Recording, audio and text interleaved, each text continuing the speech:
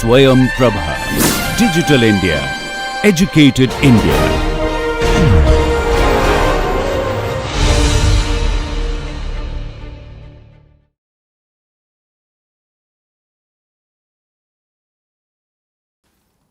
அனைவருக்கும் இனிய காலை வணக்கம். இந்த கட்டிடக்கலையில் 8வது பகுதியில் நம்ம திருக்கோயிலும் நிர்மாணம் அப்படின்ற ஒரு பகுதியை நம்ம படிச்சிட்ருக்கோம். நம்ம இதுவரையும் பார்த்துட்ருக்கோம். அதனுடைய தொடர்ச்சியாக உயர அங்க விவரம். ஏற்கனவே நம்ம என்ன பார்த்துருக்கோம்னா விமானத்தினுடைய உயரம் ஆரம்பத்தில் பார்த்தோம். விமானங்களுடைய வகைகள், அதனுடைய அமைப்புகள், அது எந்தெந்த மாதிரி அமைத்தால் என்னென்ன விதமான பெயர்கள் அப்படின்ற விமானத்துக்கு நம்ம பார்த்தோம். அதுக்கு அடுத்தது கண்டம் சொல்லக்கூடிய பாத வர்க்கத்தில்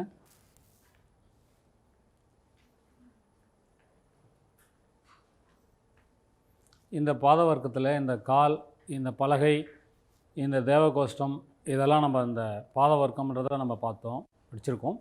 அதற்கு மேலே இந்த பிரஸ்தரம் சொல்லக்கூடிய இந்த மஞ்சம் அப்படின்ற விஷயத்தையும் நம்ம பார்த்துருக்கோம். இது எல்லாமே நம்ம இதுவரையும் நம்ம பார்த்துட்டு வந்துட்டுருக்கோம். அதில் அடுத்ததாக பார்க்க போகிறது இந்த ஓபிடமும் இந்த அதிஷ்டானம். இது ரெண்டு பற்றி பார்த்தோம்னா இந்த உயரத்தினுடைய அங்கங்கள் எல்லாம் உங்களுக்கு தெளிவாயிடும். அதன் பிறகு ஒட்டுமொத்தமான ஒரு உயரம் என்னன்றதை அப்புறம் பார்க்கலாம். இப்போதைக்கு நம்ம பார்க்க வேண்டியது இதுவரை பார்த்த விஷயங்களில் இந்த அதிஷ்டானத்தையும் இந்த ஓபிடத்தினுடைய தனிப்பட்ட முறையில் விளக்கங்கள் பார்க்க போகிறோம். அது இந்த வகுப்போட தலைப்பு தான். இதுதான் இன்றைய தலைப்பு. உயரத்தில் முக்கியமானது அடிமட்டத்தில் கீழே பேஸில் வரக்கூடியது உபபீடம். அந்த சிவப்பு கலர் ரெட்டில் காமிச்சிருக்கோம் இல்லைங்களா, அது உபபீடம்.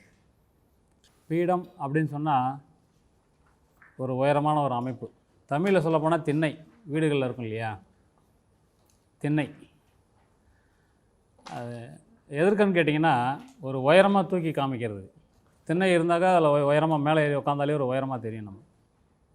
அப்போ இந்த கோயிலுடைய அழகையோ இல்லை கம்பீரத்தையோ உயரமாக கம்பீரமாக காமிக்கிறதுக்காக ஒரு திண்ணை போன்ற ஒரு அமைப்பை ஏற்படுத்தி அது மேலே கோயிலை உருவாக்குறோம்.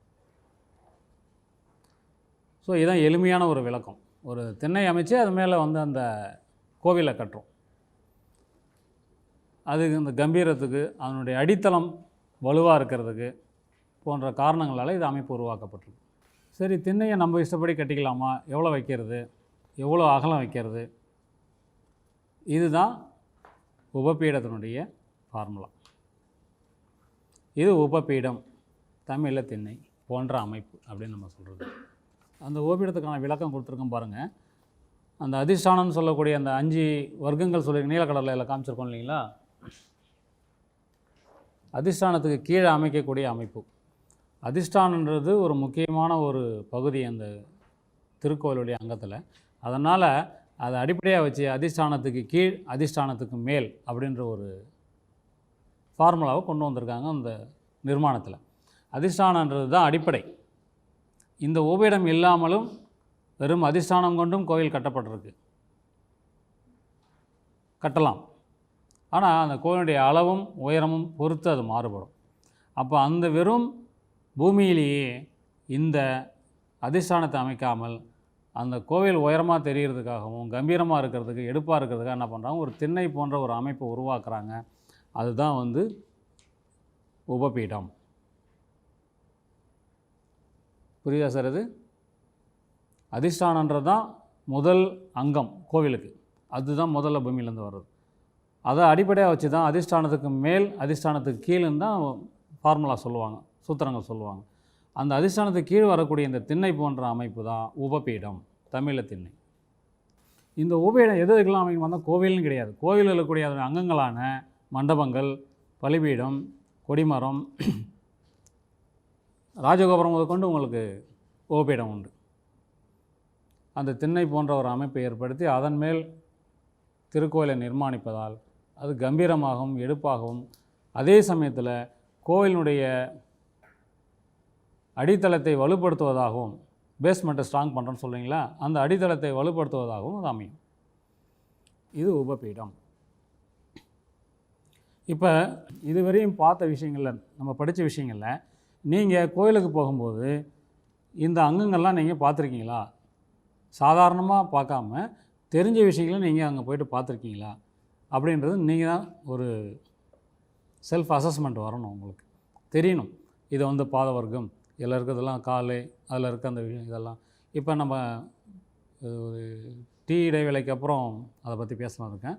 இந்த காஞ்சிபுரம் போயிட்டு வந்த விஷயம் என்னாச்சுன்னு தெரியல. யாருமே எந்த விதமான காண்டாக்டும் என்கிட்ட இல்லை. ஹோம்ஒர்க் அவ்வளோதான் போல இருக்குது.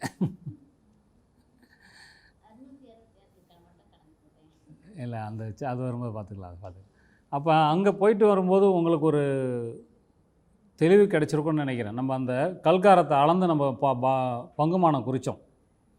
அந்த மூலஸ்தானத்தினுடைய கல்காரத்தை அளந்து உயரங்கள் குறித்தோம்.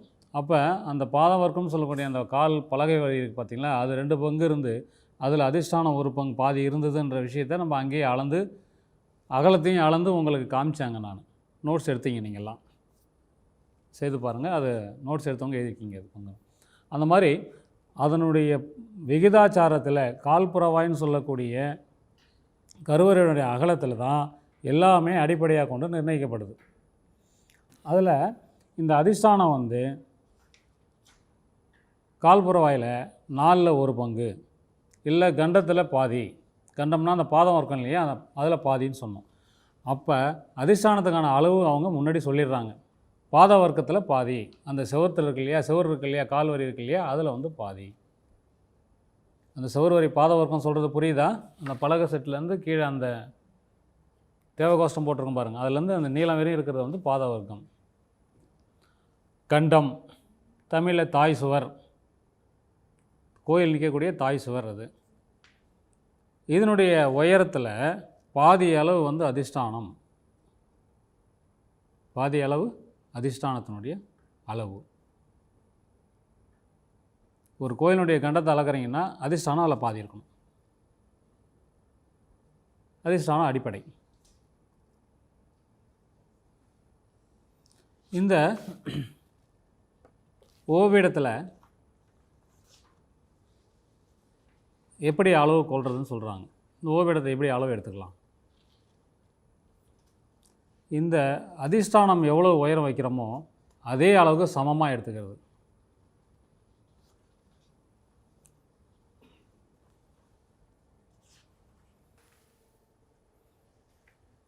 இந்த அதிஷ்டானம் உயரம் எவ்வளவோ இதே அளவுக்கு சமமாக கொள்வது, இது அடிப்படை விஷயம். 1. 2வது என்ன சொல்கிறான்னு கேட்டிங்கனாக்கா,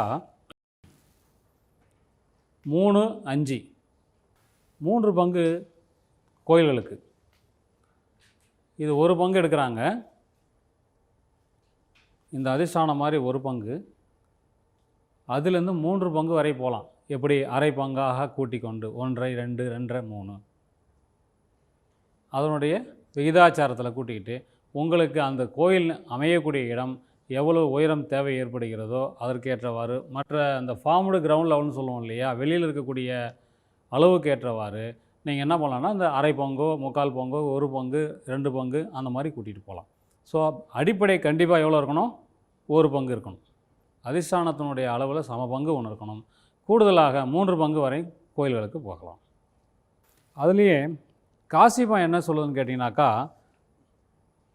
அந்த அதிஷ்டானத்தை வந்து இந்த அதிஷ்டானத்தை காசிப சிற்பம் என்ன சொல்லுது, அந்த அதிஷ்டானத்தை 5 பங்காக்கி 3 பங்கு கூட உயரம் வைக்கலாம் அப்படின்னு சொல்லுது. 5 பங்காக்கி 3 பங்கு வைக்கலாம். ஆனால் சிறிய கோயில்களுக்கு அது எடுபடாது. தஞ்சை மாதிரி மிகப்பெரிய அமைப்புள்ள கோயில்களுக்கு அதிஷ்டானம் ரொம்ப பெருசாக இருக்கும். அதனால் அதை என்ன செய்வாங்கன்னு கேட்டிங்கனாக்கா, அதே அளவு சமம் அதிஷ்டானம் வச்சா ஓபீடம் ரொம்ப பெருசாக இருக்கும் மிகப்பெரிய கோயில்களுக்கு. அப்போ என்ன பண்ணணும்னா இவங்க 5 பங்காக்கி அதில் 3 பங்கு வச்சுக்கலாம், உயரம் வச்சுக்கலாம் அப்படின்னு ஒரு ஃபார்முலா சொல்கிறாங்க. அதே மயமதம் என்ன சொல்லுதுனாக்கா, 2 பங்கு 5ல் 2 பங்கு வச்சுக்கலான்னு மயமதம் சொல்லுது. இந்த உயரத்தை 5 பங்காக்கி டிவைடட் பை 5 × 3 அது காசிபம் × 2 மயமதம். ஆனால் சாதாரண கோயில்களுக்கு ரெண்டும் சமமாக தான் இருக்கும். அமைப்பில் வித்தியாசமாக மிகப்பெரிய அளவில் கட்டக்கூடிய அதிஷ்டானம் என்பது மிக உயரம் மிக பெருசாக இருக்கும்போது அதே அளவுக்கு அமைக்க முடியாது, ஓவிடம் அமைக்க முடியாமல் போகும்போது இந்த 2 வகையில் ஏதாவது ஒன்றை நம்ம கடைபிடிக்கலாம். 5ஆல் வகுத்து 3 பங்கு எடுக்கலாம், 5ஆல் வகுத்து 2 பங்கு எடுக்கலாம். Any one. ஓகே, தெரியுதா? இப்போ வந்து உயரம் எவ்வளோ எடுக்கணும்னு தெரியுது உங்களுக்கு. அதிஷ்டானத்தினுடைய சம அளவுன்றது பொதுவான விதி. மிகப்பெரிய கோயில்களுக்கு 5இல் 3 பங்கு இல்லை 5இல் 2 பங்கு எடுக்கலாம். அதை சமமாக எடுக்கிறது பத்தல்ல, சின்னதாக இருக்குன்னு சொன்னாக்கா 1½ பங்கு, 2 பங்கு, 2½ பங்கு, 3 பங்கு வரை உயரம் கொள்ளலாம். சின்ன கோயிலாக இருந்ததுன்னா உயரம் தூக்கி காமிக்கிறதுக்காக 1லிருந்து 3 பங்கு வரை, அதில் விகிதாச்சாரம் அரையோ முக்காலோ கால் கூட்டிக் கொண்டே சொல்லலாம். ஒரு டேப் எடுத்து அளக்குறாங்கன்னு சொன்னால் அந்த உயரம் வந்து கீழே இருக்கிற உயரத்துக்கு ப்ரொபோர்ஷனேட் ஏதோ ஒன்று வரணும். ஒன்று சமமாக இருக்கணும், இல்லை 1¼ பங்கு, 1½ பங்கு, 2 பங்கு. எதுலையும் இல்லைன்னா இந்த ஃபார்முலா 5ஆல் வகுத்து 3, 5ஆல் வகுத்து 2. So that is clear. அவ்வளோதான். வாங்கம்மா. இது உபபீடத்தினுடைய உயரத்திற்கான ஃபார்முலா. கிளியராக சார்? இதில் 3 ஃபார்முலா சொல்லியிருக்கேன். சமம், 5இல் 2, 5இல் 3. இது வந்து ஃபார்முலாவில். அது இல்லாமல் சமமாக இருக்கிறது கூட கால் பங்காவோ அரை பங்காவோ கூட்டிக் கொண்டு 3 பங்கு உயரம் போகலாம். அது சிறிய கோயில்களுக்கு. உங்களுக்கு எவ்வளோ உயரம் தேவையோ அதுக்கேற்ற மாதிரி கூட்டுறதுக்காக அந்த ஃபார்முலா கொடுத்துருக்காங்க. புரியுதுங்களா? இப்போது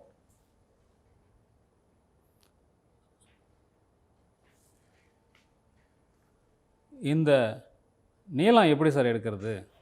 இப்போ கோயிலுடைய கால்புறவான்னு சொன்னது நம்ம இது மட்டும்தான் நம்ம எடுத்திருக்கோம் இல்லைங்களா? தாய் சுவரை தான் கால்புறவான்னு எடுத்திருக்கோம். இந்த தாய் சுவர்லேருந்து இது இங்கே இவ்வளோ தூரம் வெளியில் இருக்குது. தாய் சுவற்றுக்கும் இங்கே இருக்கக்கூடிய களத்தினா நீட்சி வெளியில் வர்றது, ப்ரொஜெக்ஷன் வெளியில் வர்றது. களத்தினா அதுலேருந்து வெளியில் வர்றது, அது நீண்டு வெளியில் வருது இல்லையா? அதில் எங்கேருந்து நீண்டு வருது? இந்த தாய் சுவற்றிலிருந்து இங்கே வரக்கூடிய இந்த அளவு என்ன அப்படின்னு தான் இப்போ ஃபார்முலா பார்க்கணும். நம்ம தாய் சுவற்றிலிருந்து கால்புறவான்னு சொல்லக்கூடிய மெயின் வால்லிருந்து இதனுடைய அலங்கார வேலைகள் எவ்வளோ தூரம் வந்திருக்கு பார்த்தீங்களா? இந்த அலங்கார வேலைகள் வந்திருக்கக்கூடிய தூரம் என்ன ஃபார்முலாவில் எடுக்கணும் அப்படின்னு பார்க்குறோம். அதுக்கு முன்னாடி பார்த்தீங்கன்னா இதில் ஒவ்வொரு வர்க்கங்கள் இருக்குது பாருங்கள், சின்ன சின்னதாக. பத்மம், கம்பு முன்னாடியே சொல்லியிருக்கான். அந்த படத்தில் தெளிவாக கொடுத்துருந்த முதல் வகுப்பு பாடத்தில் பார்த்தீங்கன்னா இந்த வரிகளுக்கு பெயர் கொடுத்துருந்த ஒவ்வொன்றுக்கும். இதுக்கு பேர் சின்ன சின்னதான வேலைகள் செய்கிறதுனால வர்க்கம் அப்படின்னு பேர். இது வர்க்க வேலைகள், சித்து வேலைகள், சின்ன சின்னதாக அழகான வேலைகள் செய்கிறதுனால அதுக்கு பேர் வர்க்க வேலைகள். அது அழகாக செய்கிறதுனால அதுக்கு பேர் வர்க்க வேலைகள் அப்படின்னு பேர். அதனால தான் வந்து வர்க்கப்பூச்சி, வர்க்க வேலைகள் அப்படின்னு வேலைமானத்தில் சொல்லக்கூடியது. இந்த களத்தி அப்படின்னு சொல்லக்கூடிய இந்த நீட்சி இங்கேருந்து தாய் சுவற்றிலிருந்து இதுக்கு எடுக்கக்கூடிய ஃபார்முலாவுக்கு சொல்கிறாங்க. சாதாரணமாக பார்த்தீங்கன்னா ஃபார்முலாவுக்கு வெளியில் நடைமுறையில் கொள்கிற விஷயத்த சொல்கிறேன். இந்த கால் நேராக கீழே வருது பாருங்கள், கண்டிப்பாக கால் காமிக்கணும். எங்கே கால் வருதோ அந்த கால் நேராக. அப்போ இதுதான் வந்து என்ன ஆகுன்னு கேட்டிங்கன்னா கால்புற வாய். புரியுதா உங்களுக்கு? நான் கை வைக்கிறது நேராக கீழே இறங்குது இல்லைங்களா? அந்த கால் நேராக அவுட்ரு கீழே இறங்குது பாருங்கள், இது கால்புற வாய். தாய் சுவர் நிர்மாணிக்கக்கூடிய வெளி அளவு. புரியுதா? லைட் இருக்கா? இந்த சுவர் இறங்கல சார், இந்த கால் இங்கே வருதா? அதே மாதிரி இந்த கால் இங்கே இறங்குது பாருங்கள், இது நேராக அந்த 2 காலும். அப்போ இது கால்புறவா, அந்த அளவு கீழே கிடைக்கும். மேலே கோவில் நிர்மாணிக்கக்கூடிய கால்புறவை அளவு கீழே கிடைக்கும். லைட் இல்லையா? பரவாயில்ல. இந்த கால் கீழே நேராக இங்கே இறங்குது பாருங்கள் சார், கவனிக்கிறீங்களா? புரியுதா? இந்த கால் நேராக இங்கே இறங்குது, அதே இந்த கால் நேராக இங்கே இறங்குது. அப்போ இந்த கோவிலுடைய கால் அளவு கீழேயே கணிக்க முடியும். அந்த எங்கெங்கெல்லாம் கால் வருதோ அது கீழே ஓபீடத்துலேயும் அந்த கால் வேலைகள் வரணும்.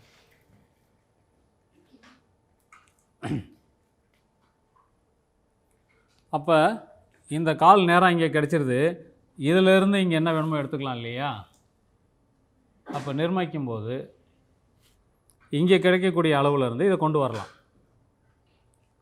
இப்போ நடைமுறையாக சூத்திரங்கள் இல்லாமல் நடைமுறையில் எப்படி கொள்கிறாங்கன்னு பார்த்தீங்கன்னா, இந்த காலுடைய அகலம் என்னவோ, இங்கே மேலே வருது இல்லையா, இந்த காலுடைய அகலம் என்னவோ அந்த மாதிரி 3 கால் அல்லது 4 கால்கள் வந்து வெளியில் வச்சுக்கிறது. இது பார்த்தீங்கன்னா 3 கால் வரும். இது கால் முடிஞ்சது. ஒரு காலுக்கு இடைவெளி, இன்னொரு கால் வெளியில் வந்தது. ஸோ 3 கால் இடைவெளி. அந்த காலோட தண்டம் சொல்லக்கூடிய அந்த காலோட இடைவெளி அளவை கொண்டு அந்த நீட்சியானது தாய் சுவற்றிலிருந்து வெளியே வரக்கூடிய கலத்தியானது நிர்மாணிக்கப்படுகிறது. அப்போ இது தாய் சுவர் மேலேருந்து இறங்குது. இதிலிருந்து 3 தண்டம், 5 தண்டம், 10 தண்டம், தண்டம்னா அந்த காலோட ஆகும். அதுபடி வெளியில் போகலாம். இங்கே என்ன சொல்கிறாங்கனாக்கா, இந்த அதிஷ்டானத்து உயரத்தை 10 ஆக்கலாம். 10 பங்காக்கிட்டு அதில் 5 பங்கு வரை நீங்கள் அகலம் வைக்கலாம் அப்படின்னு சொல்கிறாங்க. இப்போ சப்போஸ் இது வந்து ஒரு 30 இன்ச்சுன்னு சொல்லக்கூடிய அளவு இருக்குன்னு சொன்னாக்கா 10ஆல் வகுத்தா 3 அங்குலம் கிடைக்கும்.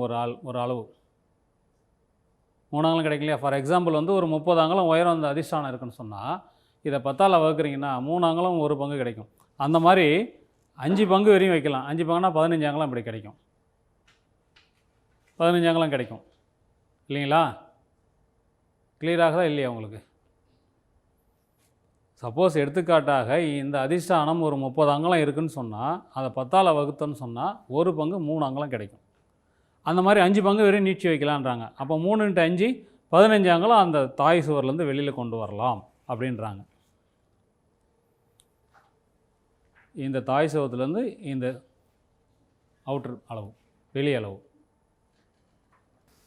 படம் காமிக்கணுமா? புரியுதா? இல்லை இந்த சுவர் கால் இதுலேருந்து இங்கே பழைய முன்ன எடுத்து இந்த மெட்டீரியல் இருந்தீங்கன்னா அந்த படம் இருக்கும். அதை பார்த்தீங்கன்னா தெரியும். அதில்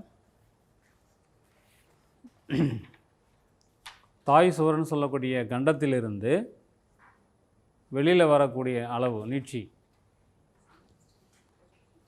அதிஷ்டானத்தில் 10இல் 5 பங்கு வரை நீளம் வைக்கலாம்.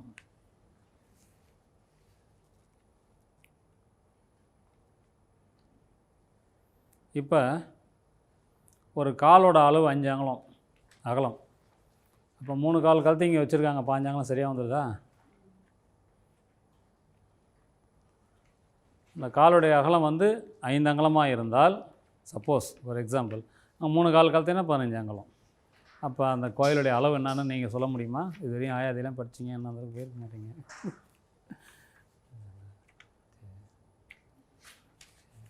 இப்போ நான் 30 அங்குலம் சொன்னேன். ஒரு அதிஷ்டானத்துடைய உயரம் 30 அங்குலம். அதனால் 10ஆல் வகுத்தா 3 அங்குலம் வந்து ஒரு பங்கு கிடைக்குது. 3 பங்கு நீங்கள் 5 பங்கு வைக்கலாம். 15 அங்குலம் சொன்னேன். அதிஷ்டானம் வந்து 30 அங்குலம்னா இப்போ கால்புறவை என்னன்னு சொல்லுங்களேன். × 4 120 அங்குலம், 10 அடி கால்புறவாய் இல்லையா? ஒரு பாட்டு சொன்னால் அந்த 4 பாட்டுக்கு போகணும். ரிவர்ஸில் போவதும் சரி. அதான் கால்புறவாய் நிர்மாணம். இப்போ 2 அடி 30 அங்குலம் சொன்னோம். 30 அங்குலம் அதிஷ்டானம் தான். கால்புறவாய் எவ்வளோ இருக்கும்? 10 அடி இருக்கும். ஒரு கோயிலுடைய அகலமானது 10 அடி இருக்கும்.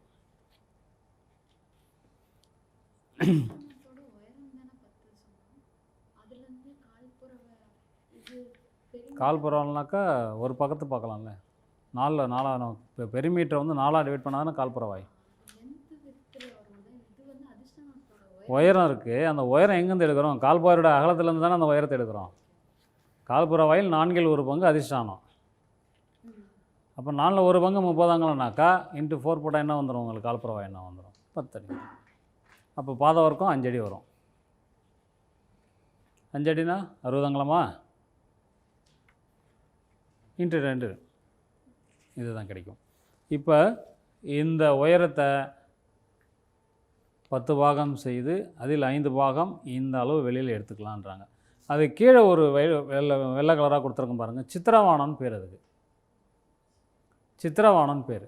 வானம்னா பூமியை தோண்டி வேலை பார்க்குறது வந்து வானம். பள்ளம் நோண்டி, இட் மீன்ஸ் எர்த் ஒர்க்குன்னு சொல்கிறோம் இல்லையா? கடக்கால்னு சொல்லுவாங்க. அதை போட்டு அந்த கிரவுண்ட் லெவல் வரைக்கும் கொண்டு வரும்போது அதில் நிறைய ஈடுதாதிகள் எதாவது இருந்ததுன்னா அதை அழகுபடுத்துறதுக்காக என்ன பண்ணுறாங்கன்னா அழகான ஒரு வரியை விடுறாங்க. சித்திரவானம். அது மட்டம் படுத்துறதுக்காக சித்திரவானம். அது கூடுதல் உயரமாக்குறது. அது சித்திரவானம். அது அதன் மேலே தான் ஓவிடம் அமையுது.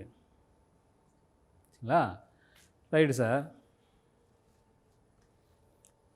இப்போது இந்த உயரம் எவ்வளோ அளவுன்னு சொல்லிட்டேன். இங்கேருந்து இது எவ்வளோ தூரம் வருதுன்னு சொல்லிட்டேன்.